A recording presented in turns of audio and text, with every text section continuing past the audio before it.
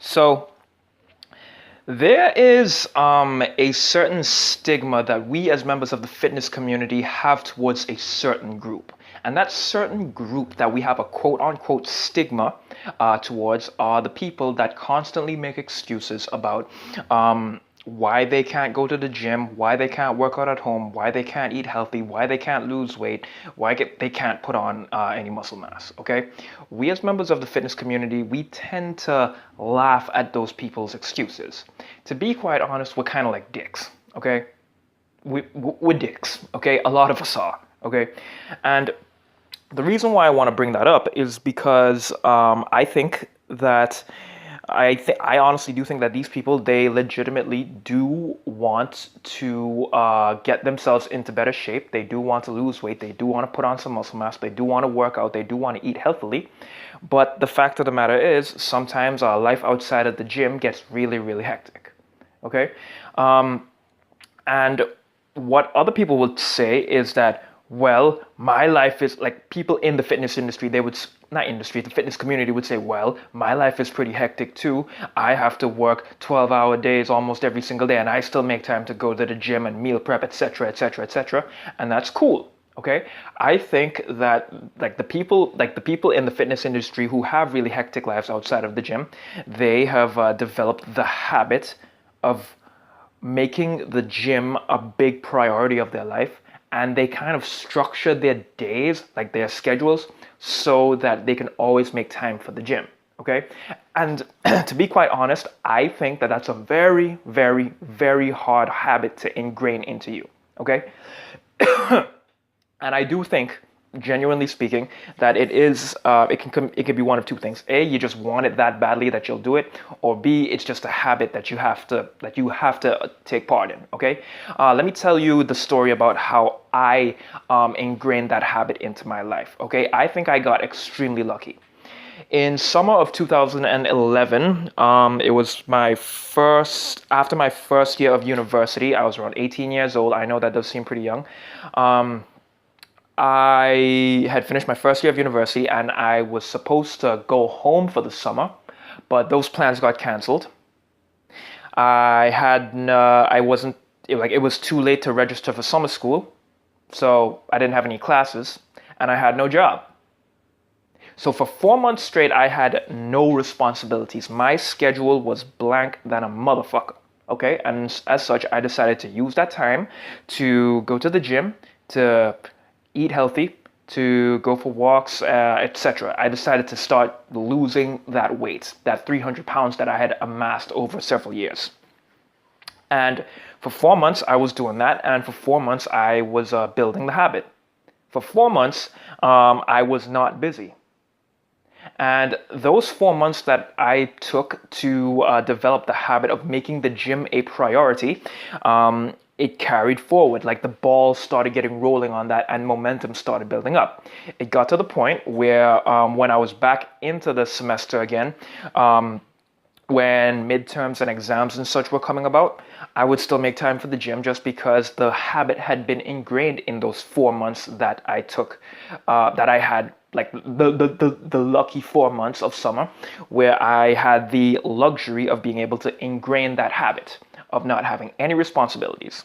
Okay, and what further confirmed this point to me, that I feel like ingraining this habit was a lucky situation, and that it's possible to ingrain this habit at all, was something even more recent.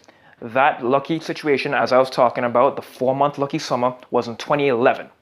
2016, which was only last year, it's 2017 right now, of March, that's when I got my first ever corporate gig out of college, and it was stressful as hell. Okay, I've talked about it a lot in the past.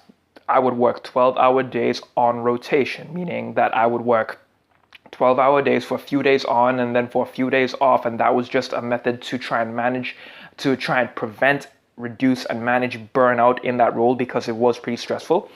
And it was, to me, because it was my first ever corporate gig in a 24/7 industry, and I was in a management role of management slash administrative role in that type of industry. It stressed me the hell out quite often. It was not the best experience ever, and it got to the point where, like, for the first 3 months, from March, April, May of 2016, I was only going to the gym like once a week, which isn't really enough to really facilitate making gains. And then for the following 6 months to the end of the year, December 2016, I just stopped going, period. I stopped going to the gym, period. So at that time, I was very ashamed of myself, because I started becoming the thing that we in the fitness community like to have a stigma towards. The people that make the excuses, the people that are too busy and are too stressed out to go to the gym and eat healthy. Okay? So that was like a very conflicting time, spiritually, I guess you could say, to my own soul, and it just didn't feel right. However, in January 2017, I decided, you know what, screw this, I'm going back into the gym. 2017, the job didn't get any easier, but I got better at the job. As such, the stressful situations that used to stress me the hell out, they didn't stress me out as much anymore because I knew how to deal with them. I got better at the job. I worked faster, worked quicker, worked more efficiently, worked smarter too.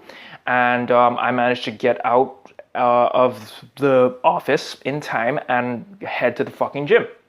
And been making gains ever since. And now it's August 2017 at the time of recording this, and my usual gym, the hours have actually been reduced a little bit.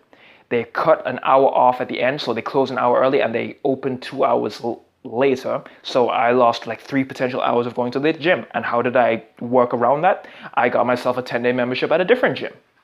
And so whenever a training day, like a scheduled training day, falls on a day where I'm working from 8 a.m. till 8 p.m. and like at my home gym where I would only have until, like, they close at 9 o'clock now, I wouldn't have a lot of time, because for me to get over to my workplace to my home gym, which closes at 9 o'clock, it would take me about 15 minutes. It wouldn't be enough for an effective workout. As such, I bought a 10-day pass for another gym that closes at 10 o'clock, so it gave me a little bit more time to head on over there, rush over there, get my workout in, head on home, eat, go to sleep. You see what I'm trying to say here? Like, what I'm trying to say is that, like I wanted it bad enough, and as such, I decided to do anything by all means necessary in order to get myself into the gym and eat healthily. Okay? But at the same time, the habit of making this thing a priority, I think like that 4-month lucky time frame in 2011 was like the really big Kickstarter of all of it. Okay, so what I think that a lot of people should do is if they find that they don't want it bad enough, if that fire in their stomach, in their soul, in their eyes is not burning bright enough for them to want it that badly as much as I do, and some of the other people in the fitness community do, try and try and force out a quote unquote 4-month lucky window for yourself, like I did in 2011 summer. You know what I'm trying to say? Like the 2011 summer, like 4-month summer for me, that was completely serendipitous, meaning it was just luck. Okay? But for everyone else, I don't think you should just sit down there and depend on the luck. Like, right? You'll just be waiting forever. Try and like carve out like a 3-4 month period where you have very little responsibilities, and develop the habit of going to the gym, of preparing your meals, of learning about fat loss, etc. And maybe that momentum that you gain in that 3 to 4 month window of developing the habit will carry over with you.